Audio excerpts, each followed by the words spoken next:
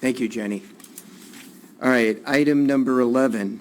That's where we are, right? Adopt a resolution approving the Memorandum of Understanding for the Fountain Valley Police Officers Association related to wages, hours, terms, and conditions of employment. Presentation by the one and only Carrie Hanes. Welcome, Carrie. Good evening, Mayor Grandis and members of the council. Thank you so much for having me. Tonight, I'm going to present our Police Officers Association MOU contract for your consideration. The city's negotiating team met with representatives of the POA and came to terms on a new 3-year agreement. The terms to be memorialized in the MOU, which is attached as the exhibit, relating to wages, hours, and conditions of employment. One of the things I really wanted to reach out and talk to you about in regards to this group in particular is that recruitment and retention is a serious obstacle that's facing law enforcement today. The profession, by its very nature, challenges law enforcement professionals both physically and mentally. In recent years, several significant events have led to rapid changes in the shifts in the community's expectations of what people want from their police and their public servants. These changes accompanying challenges have played a part in the department's struggles to attract potential candidates and fill positions left by vacant lateral transfers to other agencies, retirements, and to reduce and prevent the increasing number of resignations. Addressing these specific challenges during negotiations was a priority for the city, the council, and the POA, and we believe that this agreement meets the city's goals of attraction and retention of qualified employees.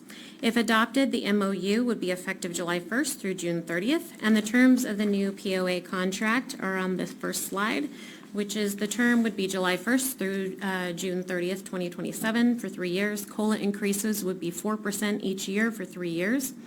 Physical fitness program stipend would be increased by $300 a month to members who participate in a physical fitness testing process. A new assignment pay, which is a drug enforcement special assignment pay, that would be $200 a month for those that are certified, and it would be up to 6 officers. That will take approximately 3 years to get that many officers that would qualify for that particular pay. Then a $150 contribution into their PORAC Retiree Medical Trust. And one of the things that we're doing is separating out their overtime and their physical fitness comp bank hours. That way, the comp bank hours for physical fitness, those are hours that they would be able to use for time off but are not able to be cashed out. Whereas with the overtime, that's overtime that they work, they could choose to either get it as pay or choose to bank those hours to use at a later time. So we wanted to kind of separate those two out. Also giving them a provision that should they want to cash out the overtime that they banked initially, they could do that once a year by an irrevocable election, and they could do that for up to 40 hours per year. What that does, in a sense, it does that either they could have asked for it in the very beginning, or they could bank it, and that bank is an 80-hour cap. When they get COLA increases, essentially it could potentially be worth more because it's paid out at a higher hourly rate. So giving them that option of being able to cash out 40 hours is a win-win on both sides. One of the items that they agreed to was to cap the sick leave conversion to service credit. Right now it's an endless amount that can be converted to service credit, and what this does by adding the cap that they've agreed to is it helps reduce our unfunded liability exposure with CalPERS. So I'll go ahead and I'll let Ryan Smith, our finance director, talk about the cost real quick, and then we'll come back with your options and vote. Thank you, Carrie. Thank you. Welcome back, Ryan. Thank you. So the 3-year total cost of this contract, which includes everything, not just the increases from this contract, but this is the 3-year total cost for this group is just under $40 million.